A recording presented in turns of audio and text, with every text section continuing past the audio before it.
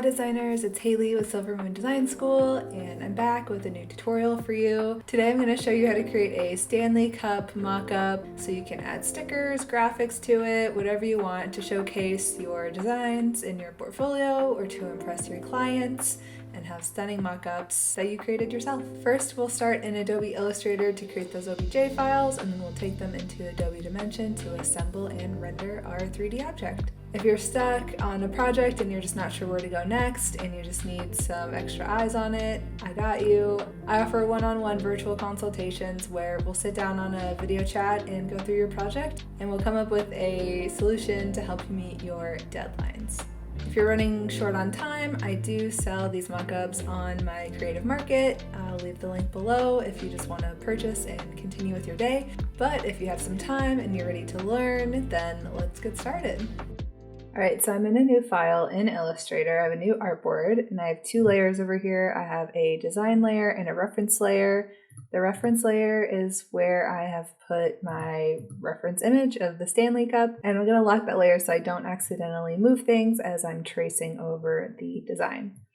So the first thing I'm going to do is on my design layer, I'm going to zoom in, and using the rectangle tool, I'm going to draw a box around the center part of the Stanley Cup.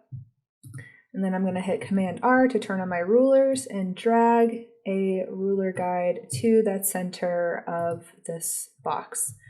And then I'll delete the rectangle. You could keep it if you want, but I'm going to delete it because now I'm going to use my pen tool. Just by hitting P, I'm going to use my pen tool, and I'm going to trace just this plastic part of the design to start. So I'm going to start over on this edge because we don't need to create a top, like it's a hollow shape. So I'm going to just start over here on the edge, holding my shift. See how it's moving around? If I just hold shift, then it keeps the proportions there. So holding shift, dragging down, I want a nice straight edge, even though it kind of curves a little bit.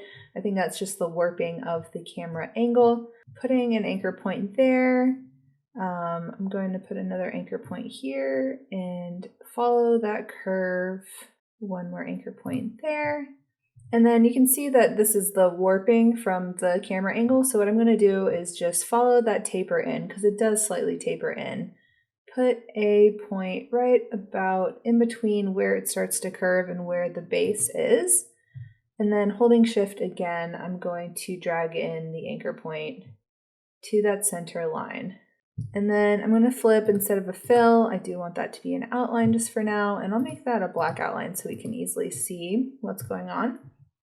And I'm just going to smooth some of these lines a little bit because I just don't want them to be so sharp that it looks unnatural. So now we have our Stanley Cup here, and what I'm going to do is come to 3D materials. If you've never opened this panel before, it is under Window and 3D and Materials right at the top. And then I'll click on Revolve, and that's going to show us, see if I sample a color like such, then you'll see that it creates a perfect circle based on the half slice that we just drew. So I'm going to slide that to the side so that we can continue making the other parts. Now for the lid and the straw, we're going to just do something a little bit different. So I'm going to choose my oval tool from over here, just right click, ellipse, and I'm going to draw a circle until it reaches the edge. And this one I'm going to click on extrude. And so you can see as we rotate around, now we can play with the height of this to make sure that the depth, the depth matches our reference photo. I'm going to move it down a little. That looks pretty perfect. So this is going to be our metallic ring. Now I'll move that to the side. Also, you can just go ahead and copy. I'm holding Option and click and dragging. You can hold and copy it, and we can just increase the depth a little bit to create this white plastic part. And then we can create the inside from there. So we've got our silver, aluminum, metallic ring, we've got our plastic lid, and then I'm just going to reference, because I have a Stanley here, you might want to find some different like reference angles, but I'm going to just reference how it looks from here. And yeah, I copied that. Now I can just go in and instead of extrude with a hollow inside, like if I go to the top, like it's hollow, now I can flip to a solid fill. And I can bring the depth down a little bit. You can do like 0.01, and that's just going to give us a little bit of some depth there because this will inset into this lid here. And then next we need to create this like twisty lid part. It's hard to see, but I'll just do my best to explain. It's this section here.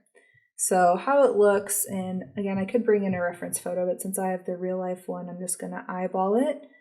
I'm going to start with the rectangle tool and I'm going to drag it to about the width here because there is a little bit of this like thickness that sticks out from the lip. Okay, I got a little tired of just guessing, so let's put this on a reference layer here. I'm just going to create the shapes because there's this piece that goes upwards and then just like a little bit of a lip that sticks out. I'm just using rectangles to build the basic shape, and then I will kind of like curve those points around as we get there. I can also just create like half of it and then duplicate it for the other side. Come on. So now I'm going to go to my Pathfinder tool and group those together, and then I'll come back and make those curves. There's a big curve here. There's kind of like a rounded edge here. And it may not be 100% because there are just some limitations within Dimension, but we can get it like mostly correct, right? Like we can do our very best to make sure that it matches and still gives the illusion of the look and feel of it. And we can make it just like a little bit bigger. I'm going to use Pathfinder to unite that shape and then go to extrude to have it flare out. And then I'm going to create this oval straw shape. I'm going to use the rectangle tool again, draw a rectangle. I might turn this off for a minute because I do, under appearance, I'm going to go down, scroll, and hit this eyeball to hide it for a minute because I want this straw to fit pretty well within this shape as close as we can. And then this is going to be like the top section view. And it's rounded, so I'm going to go ahead and pull those curve tools and make that totally round. And then there is a cutout for the straw, so I'm going to draw an ellipse, draw a circle, and put it over as such. And then selecting both and using the Pathfinder tool, I'm going to use minus front to subtract that out and then click extrude again. Give it a depth about 0.05.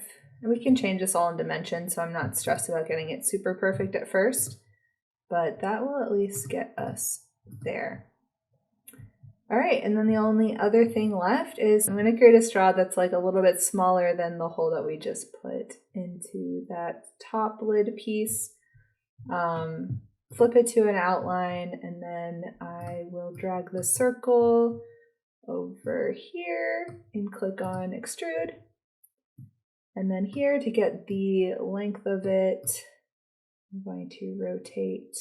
Now I can extend the depth, not twist, I can extend the depth to whatever makes sense for the ratio of this cup. We can go a little bit more, looking like 6.4 inches for my scale. I mean, it could be whatever you want for yours, just based on if you're making this to exact proportions. I'm just using it at a smaller scale that fit on my artboard. But yeah, that is most of those pieces. Now we just have to create the handle. The handle is tricky. I think I'm going to end up using inflate. But what we'll do is we will just trace around this with our pen tool again, following the curves, because it's like longer, it's rounded, and it doesn't have to be perfect because these things really aren't that super perfect. And then we're going to go to solid fill and click on inflate. Also make sure that you click on inflate both sides so that it truly does inflate both sides. And again, we'll choose a color there to make it look like it fits. And then we can adjust the volume. I might bring the volume down slightly, and then the depth we can adjust. Like the volume's going to make it either like harder the less it is, or like fluffier the more it goes. But I think inflate's a really good tool for this one. So yeah, that looks really, really good. And then there's kind of like a grippy piece on the top, but I'm just gonna exclude that for now because we can add that as a graphic later. It doesn't necessarily need to be an OBJ file. So we'll just stick with that at the moment. And now hitting Command A, Control Alt, selecting all of them, right clicking and go to collect for export as multiple assets. That's going to give us everything over here in this asset export panel. So I'll just label everything metal ring. You can just pick whatever makes sense. Now that I have everything labeled, I'm going to click on all of them. I'm holding Shift and click to highlight and make sure they're all outlined in blue. And then coming down to this panel, clicking on OBJ as the file type, and then clicking on export. Okay, so now I'm in Adobe Dimension and I'm going to open up a new file. This is the Adobe Dimension 4, so this year's update. So if you have an older version, it might look a little different, but this is the latest and greatest. So now that we have a new Dimension file open, I'm just going to start dragging stuff in to start. So I'm going to drag the cup because that's the basis for our whole shape. And I'm going to click on this Move to Ground button to place it on the ground. And then this gives us an opportunity to get everything centered. I like to pick an arrangement where the lines are a little bit like horizontal, where not like an x-axis, but at a plus. And then you can come over here to the camera settings. So instead of creating camera bookmarks, now we're just adding cameras. So this is where we can choose our final render size. I'm going to go a little bit bigger. I'm just going to hold Option and then pull to take up my like whole screen. Like I'm pretty happy with anything that's like right around 2000 pixels, but you can choose whatever size you need. You can make it really big. Just know the bigger you choose your camera bookmark to be, the longer it will take to render. So if you just wanted to do a little preview, maybe make it smaller. If you wanted to do something super high res, take it to the max. Okay, so I'm going to choose an angle that is similar to our reference photo. And then also it gives you the camera here, and this highlighted dot, this filled in dot, means that you're currently in the camera. So if you start moving any of your shape around using the orbit tool, you'll change the actual like camera viewpoint. So I'm just going to change this to front view. And then if you did want to look at some different angles, it's like a new thing I have to remember to do too. But coming to this drop down and just clicking viewport camera, that way you don't mess up the setting that you just did for this front view. So now, yeah, I could move it all around, look at every angle that I need to, and then clicking on this dot, it'll take me and snap me back into this viewpoint camera.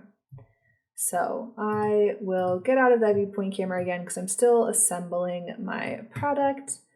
This little blue box represents where the camera is, so I can still kind of look at it from the angle that I'm going to be working at without it, again, risking affecting my camera viewpoint. So next I'll bring in the metal ring because I want all of the pieces that are able to be aligned centered to come in first. Like if I added the handle right now and then I tried to center align pieces, it would make it all wonky because of how the align tools work. So I'm just going to bring in that ring and I'm going to go ahead and make it metal. Just typing in this starter assets gallery, I'm just going to go ahead and choose like brushed clean aluminum. That looks good. And I'll arrange my camera to be at the top, and then all of my OBJ files I'm bringing in can be the files that are below that camera setting. You can arrange them however you want. That's just what makes sense to me. And then we'll bring in the plastic lid ring, and I'll do the same thing. I'll go ahead and apply a material to it. White silicone glossy. I like how that looks. So this can be the lid. And I'm gonna add a little more roughness, I think, because it's kind of like a weird mixture of like a shiny and rough. But I might actually pause on like any more tweaks because the lid and all of the other pieces that are coming in, they're going to need to match, and I can just easily group them together in just a sec. So selecting, holding shift and selecting all of these, now I can come over to the align tools, which if you're used to using Dimension before, the align panel was over on the right, now it's over on the left toolbar, and it gives us those same toggles here to center things pretty easily. And then from there, zooming in to move up the metal ring and move up the lid. And they can have a little bit of a space because in real life it would have a little bit of a space, right? And then once we put the other pieces on, it'll not show through as much. For this, I might do 5.36 just to make it line up a little bit better. Now we have that all centered. Now I can work on the top piece. So I'll bring in that plastic lid insert, rotate it around, and then I'll bring in the, what's this lid piece? Let's see which one this is. Oh, that's the straw piece. Very good. Rotating it to 90 degrees, moving it up, centering that straw. I don't know, guys. I always just make up whatever words make sense to me. Also bringing in the straw lid. Oh, that was already arranged how we want it. So now I can select all of the lid and straw pieces and do the same thing. We can honestly just select everything because it's all going to need to be centered.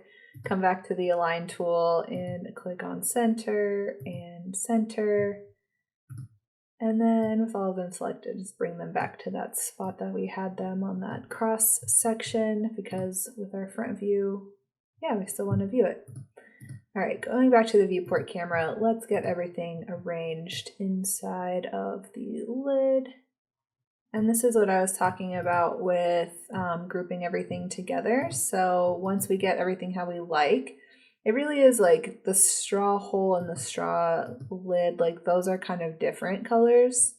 And we'll talk about making all of our colors match in a second. But the lid and the lid insert, those are two of the same pieces. So I'm going to go ahead and group those together and just call it lid.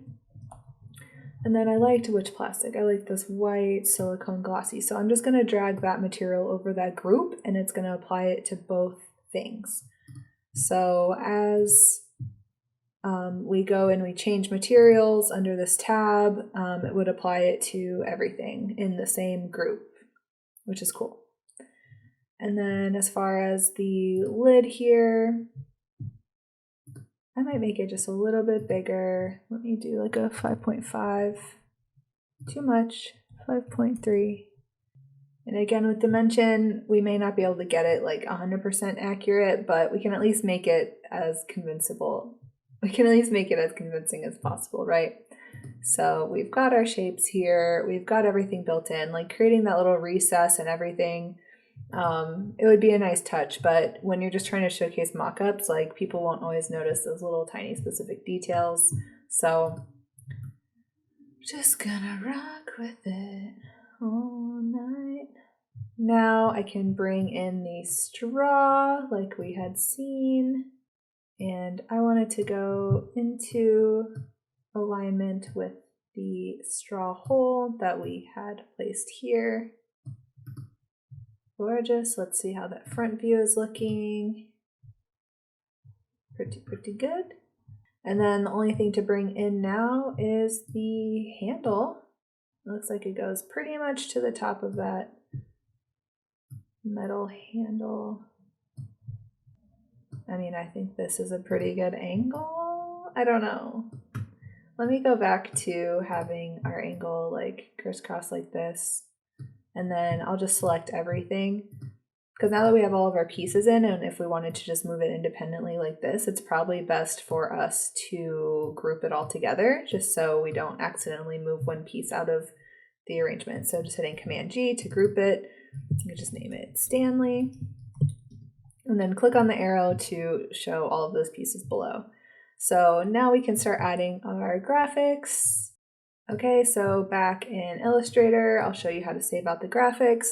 So I have the Stanley logo here, and I want to place this as just a printed object on the Stanley. So having everything highlighted, I'm going to go to Collect for Export as single asset, and just name this one Stanley logo, and keep this format selected as a PNG.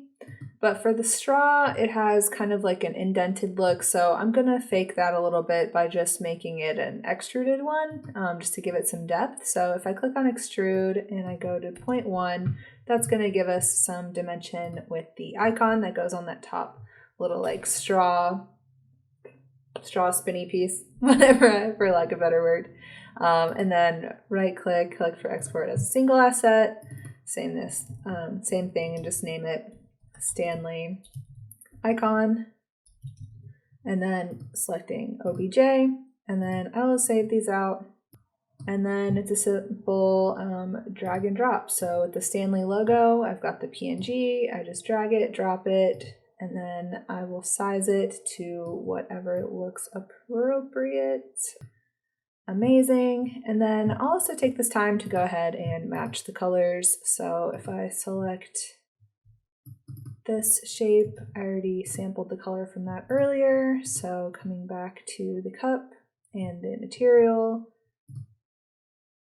I like the color, I like the material that it is now, so I'll just change the color on it. Same with the handle here, and it should already, now that I've pasted that hex value, it should just be in this like reference library down here, my palette, swatch palette. And then with the straw has like a little bit of a transparency to it. Real quick though, I'm just going to change the environment background to white because I feel like some of my shadows are going to be affected. Let's try flat plastic grip and see if that will give us the amount of translucency that we want. Base color, we want that to be white. Roughness can go up because it is a little shinier. Translucency, I do want to bring down. There we go. Now we're playing with the translucency and it's giving me what I want. Adjusting under interior, the panel to adjust the translucency. What did I pick? Like 0.54. Like I think that's a pretty generous. I mean, I could even go a little bit more, a little bit less. Maybe we'll just do 0.6. 0.6 might be good. Okay. And then going back to our color palette for the lid, I think I might end up changing, what did I choose? Flat plastic. I ended up doing that for the lid because it's kind of the same. Okay, so yeah, with the lid, opening up either one of these layers, choosing the same color, it's white. It's a little bit of, it's like a little more solid than the straw, so I'm going to click 0.4 for that one. The straw lid, I'm going to choose the same color as the base. And then I want to sample whatever color this is for that straw hole insert because I just think that looks really like lovely with it. So the straw hole, coming to our base color and putting in that. I think it's a little more like brown in real life, but it just depends on the one that you have. We're going to go with this because then I can also bring in my Stanley icon OBJ, drag and drop. We'll choose the same color to match, selecting the group, then we can shrink down the size of that icon until it works with the straw, placing it in place. And then we'll just do like 0.34, no, 0.45. And here's the final look. Alright designers, that wraps up this tutorial. Thank you so much for watching. If you liked what you saw, go ahead and subscribe to my channel, check out more of my videos, and leave a comment below with what you want to see next. Until next time.